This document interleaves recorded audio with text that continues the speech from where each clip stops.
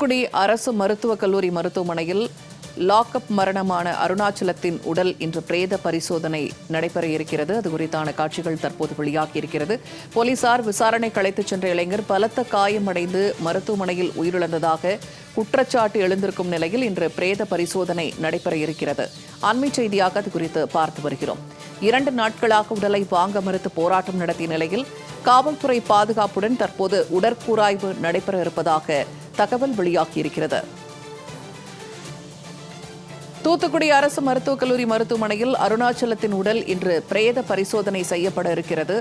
காவல்துறையினர் பாதுகாப்புடன் பிரேத பரிசோதனை நடைபெற இருக்கிறது. அது குறித்தான செய்தியை அண்மை செய்தியாக பார்த்து வருகிறோம். காவல்துறையினர் விசாரணைக்கு அழைத்துச் சென்ற இளைஞர் பலத்த காயமடைந்து மருத்துவமனையில் உயிரிழந்ததாக குற்றச்சாட்டு எழுந்திருக்கும் நிலையில் உடற்கூறாய்வு நடைபெற இருக்கிறது. கூடுதல் தகவல்களை தருகிறார் செய்தியாளர் முத்துமோகன். முத்துமோகன், உடற்கூறாய்வு இன்னும் சற்று நேரத்தில் நடைபெற இருப்பதாக தகவல் வெளியாகியிருக்கிறது. இது குறித்தான விவரங்கள் என்ன? வணக்கம் பூர்ணிமா.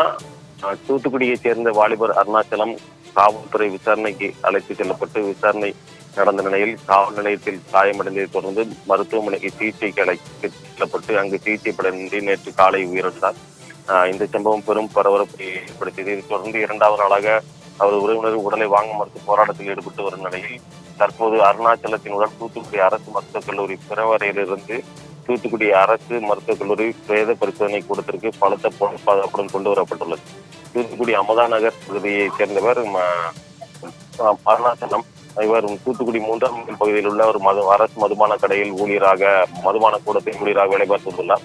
இந்நிலையில் கடந்த 17ஆம் தேதி அரசு மதுபான கடை அடைக்கப்பட்டுள்ள நேரத்தில் காலையில் அந்த பகுதியில் மதுபானம் விற்றதாக தகவல் கிடைத்ததை தொடர்ந்து தென்பாகம் காவல்துறையைச் சேர்ந்த காவலர்கள் அங்கு ரோந்து பணியில் ஈடுபட்ட போது மதுபாட்டிலுடன் அருணாச்சலத்தை கைது செய்தனர். 120 மதுபாட்டிலும் கைது செய்யப்பட்ட அருணாச்சலம் தூத்துக்குடி தென்பாகம் காவல் நிலையத்திற்கு விசாரணைக்காக அழைத்து செல்லப்பட்டார் காவல்துறையினர். இதைத் தொடர்ந்து காவல் நிலையத்தில் அவர் மீது மதுபான வழக்கில் தடை செய்யப்பட்ட மதுபானங்களை உட்படுதல் செய்ததாக மதுபான சட்டத்தின் கீழ் வழக்கு பதிவு செய்யப்பட்டு விசாரணை நடைபெற்று வந்தது. இந்த நிலையில் அவரை அரசு மருத்துவக் கல்லூரி மருத்துவமனையில் அனுமதிக்கப்பட்டு உடல் தகுதி கேட்கப்பட்டு பின்னர் நீதிமன்ற நடவடிக்கையில் அவர் கைது சிறையில் அடைப்பதற்காக காவல்துறை நடவடிக்கையில் ஈடுபட்டிருந்தனர். அப்போது காவல் நிலையத்தில் திடீரென மயங்கி விழுந்ததாக காவல்துறையினர் தெரிவித்து அவரை உடனடியாக தூத்துக்குடி அரசு மருத்துவக் கல்லூரி மருத்துவமனையில் சிகிச்சைக்காக சென்றனர். ஆனால் அங்கு அவருக்கு பின்தலையில் ரத்த கசிவு அதிகம் ஏற்பட்டதன் காரணமாக கடந்த 21ஆம் தேதி அரசு மருத்துவக் கல்லூரி மருத்துவமனையில் அறுவை சிகிச்சை செய்யப்பட்டது. இதைத் தொடர்ந்து நேற்று 23ஆம் தேதி காலை சிகிச்சை பலனின்றி பரிதாபமாக இருந்தார். இதைத் தொடர்ந்து அருணாச்சலத்தின் தந்தை நாகராஜ் தூத்துக்குடி தென்பாகம் காவல் நிலையத்தில் காவல்துறையினர் தாக்கியதால் தான் எனது மகன் உயிரிழந்து விட்டார், இதற்கு உரிய நடவடிக்கை எடுக்க வேண்டும் என்று புகார் அளித்தார். இதைத் தொடர்ந்து காவல்துறையின் சந்தேக மரணத்தின் அடிப்படையில் வழக்கு பதிவு செய்து விசாரணை நடத்தினர். மற்றும் அருணாச்சலத்தின் உறவினர்கள் உடலை வாங்க மறுத்து காவலர் மீது நடவடிக்கை எடுக்க வேண்டும் என கோரி தொடர் போராட்டத்தில் ஈடுபட்டனர். இவர்களுக்கு ஆதரவாக திமுக முன்னாள் அமைச்சர் கீதாஜீவன் மற்றும் அதிமுக முன்னாள் அமைச்சர் சண்முகநாதன் உள்ளிட்டோர் போராட்டத்தில் ஈடுபட்டனர். இதனால் பெரும் பரபரப்பு ஏற்பட்டது. மேலும் இந்த சம்பவம் தமிழகம் முழுவதும் பெரும் பரபரப்பை கிளப்பியது.